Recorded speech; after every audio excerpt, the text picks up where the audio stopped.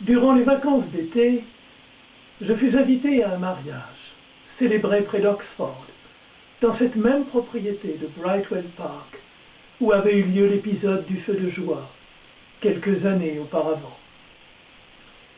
L'idée que Sandra serait peut-être là me poussa à accepter. Mais c'est John Farrell que je rencontrai au détour d'une allée. Il portait un costume clair, avec une rose du jardin à la boutonnière. Je lui racontais mon aventure sans rien lui cacher de mes certitudes. J'aimais Hélène, pianiste virtuose, la femme d'un homme que j'estimais profondément. Je me sentais capable de faire son bonheur, mais non de briser le cœur de celui qui l'avait si longtemps attendu. Il me regarda d'un fin sourire d'initié, comme au récit d'une aventure rocambolesque. « Alors c'est quoi ton drame? T'es venu me demander de ferrer à ta place? Décidément, tu ne comprendras jamais rien aux femmes. » Il détacha une brindille d'un bosquet et la cassa entre ses doigts. « Ne plaisante pas, lui dis-je. Je l'aime et j'ai le sentiment de ne pouvoir la voir, de devoir la quitter, mais faire ainsi le malheur de ma vie, sans parler de la sienne. » Il secoua la tête ironiquement. Toujours les grands mots, hein? Le malheur de ma vie. C'est à crever de rire. Mon pauvre Dieu, je compatis. Alors comme ça, elle te dispense de la corvée de déshabillage, et toi, tu te poses des questions philosophiques. Écoute, quand une femme se donne, de deux choses l'une, ou tu la prends, ou tu la laisses. Si tu la laisses, tu ne peux pas l'avoir aussi. Je lui fis remarquer que j'avais l'impression de sacrifier ma vie. Je connaissais bien mon devoir, mais seule cette femme pouvait me comprendre. Jamais je ne rencontrerai sa pareille.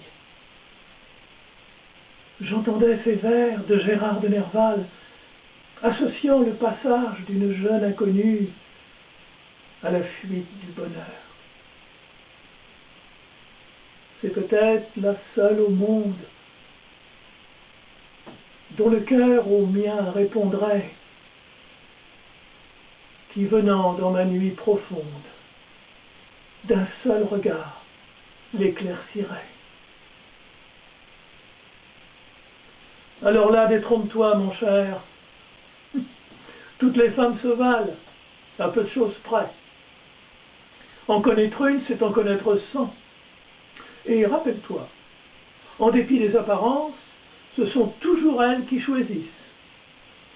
Mais si, comme tu dis, ton devoir t'interdit de coucher avec la seule capable de te comprendre, cherche ailleurs et laisse tomber la Frenchie. Il secoua légèrement la tête comme pour englober d'un seul regard un éventail immense. Sa voix se fit encourageante. Pense aux autres femmes, mon vieux. Pense à toutes les beautés du monde entier, aux Espagnols, aux Italiennes, aux Asiatiques, aux Nordiques, aux Africaines, aux Anglaises aussi, malgré ta déconvenue avec Sandra. Des tas de jolis mondes t'attendent pour te comprendre, qui ne sont pas encombrés d'un mari plus âgé, aveugle de surcroît, et qui ne demandent qu'à profiter de la vie avec toi.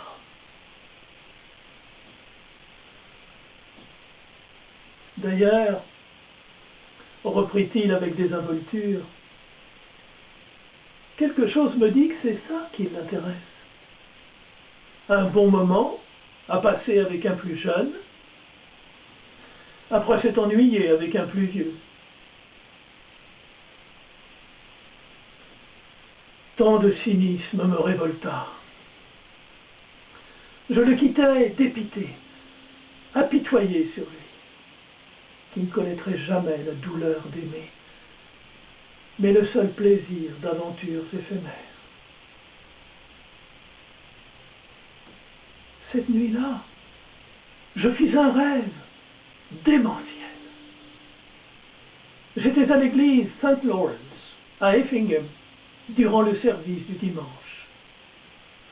Le révérend James Wilson faisait un sermon scandaleusement profane, que la congrégation écoutait religieusement. Je ne comprenais pas toutes les paroles de ce sermon réprobateur, mais savais qu'il en voulait à la gente féminine.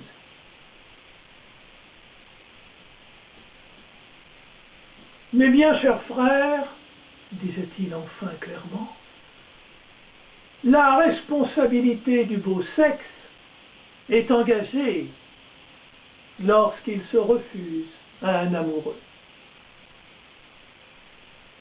Il est dans sa nature d'accepter les avances du mal. C'est un péché, mes frères, de se dérober à l'amour. Désobéir aux impulsions que Dieu a mises en nous, en affichant une fausse modestie et une vraie pudibonderie,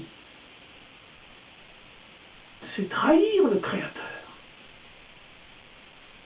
Et si cette faute se généralisait, elle mènerait l'humanité à son extinction.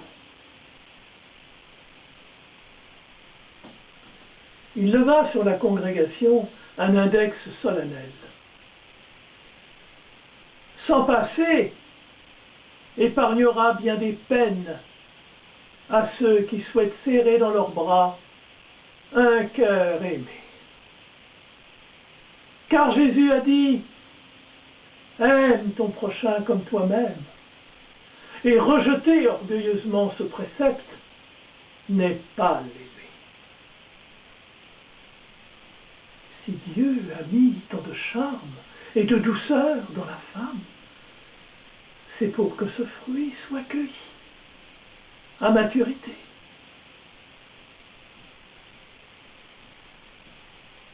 Durant son prêche, le visage du révérend s'enflammait jusqu'à devenir cramoisi, parvenu à un paroxysme d'exaltation.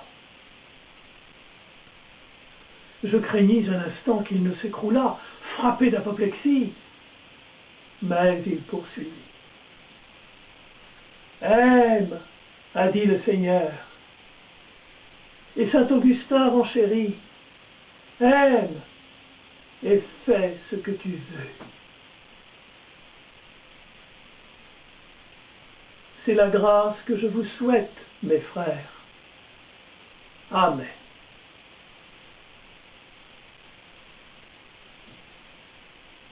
Je me suis réveillé en sursaut, honteux d'un tel blasphème.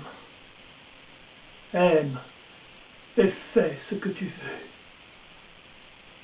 Mais je n'aimais pas Karl. J'aimais l'amour de sa vie. Je le lui volais.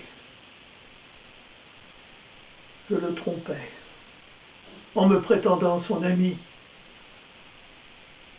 Je me haïssais de ne pouvoir aimer sans crainte de trahir autrui. Le visage empourpré de Sandra me revint. C'est elle qui remplissait mon cœur dans les mêmes dispositions que lors de cette soirée fatidique où elle m'avait repoussé. Je ne pouvais, comme Karl, saisir mon aimé dans mes bras et l'emporter dans cette danse qui, selon lui, nous fait chercher aveuglément notre destinée à travers plusieurs partenaires. Je restais sur la piste. Je faisais tapisserie et les couples amoureux fermaient la ronde autour de moi. Par la suite, d'autres rêves me hantèrent. Hélène m'apparaissait, comme cet après-midi dans le salon, nue et offerte à mes désirs.